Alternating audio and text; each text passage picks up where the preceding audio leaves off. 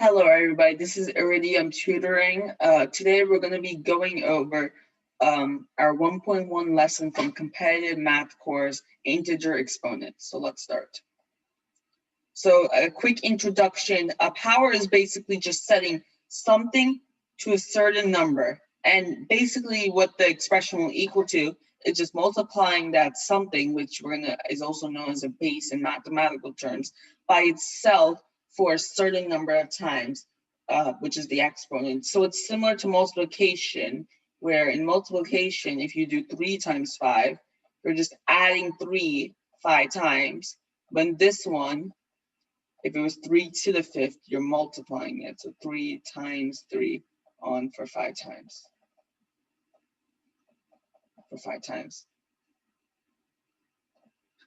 So the presentation will outline when our exponent is integer. So basically, we said here it's a certain number. So that's just going to be equal. So an integer is basically when it can be expressed as a number with no fractional component, where the fractional component is technically 0. And it'll also outline some properties such as the multiplication and division of two powers. So here are some basics. So basically we can see that 1 to the 5th, we see that 1 is our base here, 5 is our exponent, and we're multiplying 1 by itself 5 times. So that's how you express the definition of a power. Some important points are raising to the second exponent is squaring, and raising to the third exponent is cubing. So we're going to get into some special cases of fractional and negative. So let's start with fractional. So we said, of course, we had 1 to the 5th, but let's pretend we said this base, of course, is 1, and we know this is 1, yes. So, but what happens if it was if the base was a fraction? So if it was half to the third. Well, that's just going to, so that's of course going to equal 1/8, but I'll show you how, and you could see that half to the third is 1/8 by this. So half to the third, it basically you just do 1 to the third divided by 2 to the third. You're basically carrying on the 3 in, and you're powering it for the numerator and the denominator. It's similar to multiplying two fractions, because if you do 1/2 times 1/3, you do the numerators multiplied together divided by the denominators multiplied together. So this is where you do the numerator to that power and divided by denominator to that power. So this is equal to 1 to the third divided by 2 to the third, which is equal to 1/8. So let's go to our second case, which is the negative basis. So we have to solve, let's try to solve -1 to the third and -1 to the fourth. So of course we said here, both of them are the same base. And because I just want to, just an example, I put them as the same base, but you can see that the base is negative because -1 is negative. But what is different is that the parity of the exponent is different. And parity just means if it's odd or even.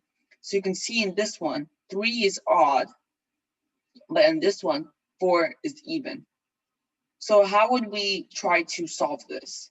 Well, we're going to first and both ignore the negative. And then we're going to solve this. So 1 to the third is equal to 1, and 1 to the fourth is equal to 1. But if the parity of the exponent is odd, then you have to add the negative back that we removed before. If it's not odd and it's even, you can just keep it like that. So which actually means that -1 to the fourth is equal to 1 to the fourth, because we're not doing anything to it. So now let's get into some properties. So we have the multiplication of powers. So of course there are two cases for the multiplication of powers, and you have the same exponent and the same base. So if it's the same exponent, we're going to denote that by n. Let's take an example of 3 squared times 5 squared. Well, this you could probably solve this manually and say that 9 times 25 is equal to 225, which is indeed 15 squared. So you can see that we're carrying over the same exponent pattern, and we're multiplying the bases together. So 3 times 5 is equal to 15. So that's how you get this property of x to the n times y to the n is equal to xy to the n. Now you have the same base. So this time we can denote the base by x. So pretend we had 3 squared times 3 to the third. Now you can solve this manually again. 9 times 27 is equal to 243, which is 3 to the fifth. So we keep this same pattern of the bases being the same, but we actually add the exponents. Instead, this one we multiply the bases, this one we add the exponents. So it becomes 3 squared times 3 to the third is equal to 3 to the 2 plus 3, which is 5. So x to the y times x to z is equal to x to the y plus z. Now, multiplication is not the only thing, as you also have division. So there are two cases, once again, same base and same exponent. Now, you could see here that we have x y to the n is equal to x to the n y to the n. So actually, it was technically supposed to be the other way around, as you're supposed to show the result here. But basically, you may have seen this. So let's go back a couple of slides.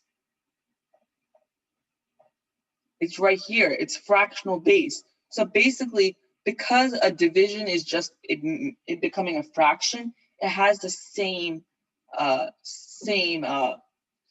idea. So basically that what it means is like, pretend you had 15 squared divided by 5 squared. We keep the same exponent pattern, so it becomes 2, and then you do 15 divided by 5 is equal to 3. And you can solve that manually. 225 divided by 25 is equal to 9. And also here, the same base, well, it's similar to the other one, except we're subtracting this time. So remember, let's try 3 to the fifth divided by 3 to the third. We're going to keep the same base pattern, and we're going to do 5 minus 3 is equal to 2. So that works. And then, of course, you can check that 243 divided by 27 is equal to 9. So x to y divided by x to z is equal to x to y minus z. Now, what happens if the base and the exponent is 0? So, well, I meant base or the exponent, so we're going to try each case. And when it's both the base and the exponent, it's pretty special. So if the base is 0, so pretend it was 0 to the something is equal to what? It's always going to equal to 0 in any x unless x, but x has to not equal 0. Why does 0 not work? Well, 0 to the 0, it's just, you're going to get, we can see clearly that it's actually not going to be 0 when we try this next one, because now we're going to try to see is the exponent 0. So we see x is 0. What is that equal to? Well, it's actually really special. So how do we see what it's equal to? Well, we need to use actually our division property to prove that x is 0, which I'm going to say is equal to 1 for any x except 0, which is a special case. So pretend we had 3 to the third divided by 3 to the third. Now with our division property, because it's the same base, we can carry over the same base, and then 3 minus 3 is equal to 0. So of course we're having this case of x is 0.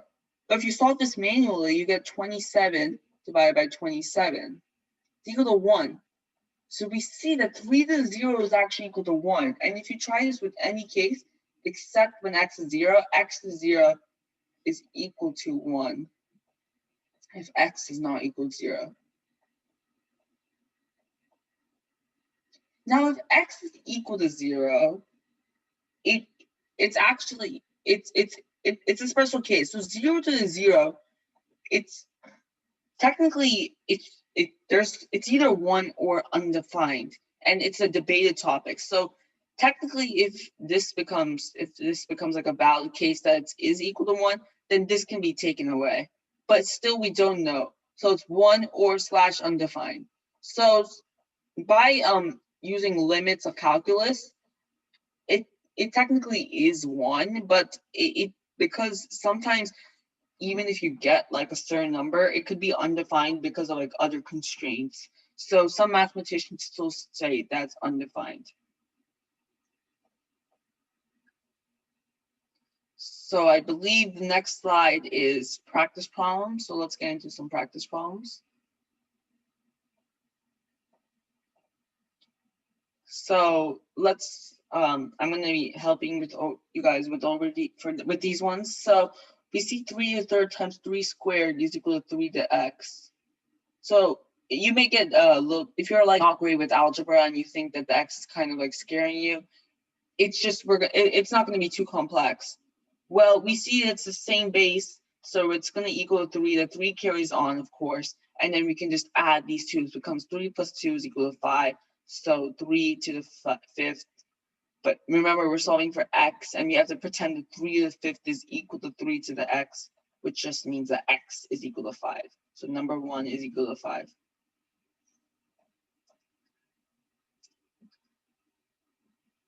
Number 2 is saying 5 to the third times 6 to the third is equal to x to the third. So all of these problems actually it was already solved where the 3 carries over. So we just need to do, and when it's the same exponent, we're gonna have to multiply 5 and 6. So x is equal to 5 times 6, which is equal to 30.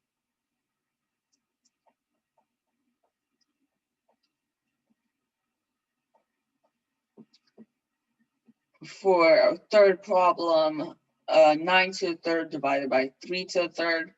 Remember, we have the same exponent, so we just need to divide these two. So it's just going to equal to 3 to the third, and we equal that to x to the third. So that means that x is equal to 3.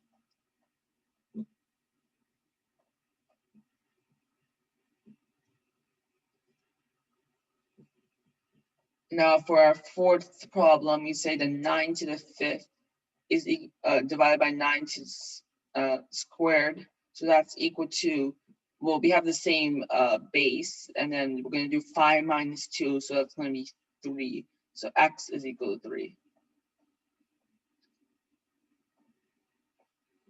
Now for the fifth problem, it's 0 to the third. So we have to remember 0 to the any power except 0 is always going to be equal to 0.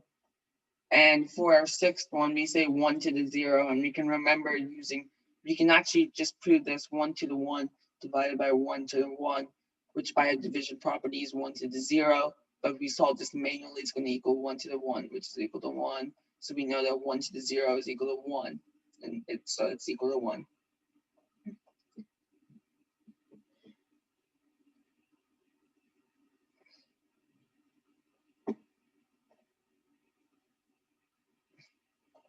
So here are just some common solutions, just the answers for our practice problems. So yes, and here's thank you for reading this presentation or watching this video. This is just for people who need to read the presentation and haven't actually watched this video. So thank you for watching this video. And next one's going to be 1.2 of competitive math. So thank you.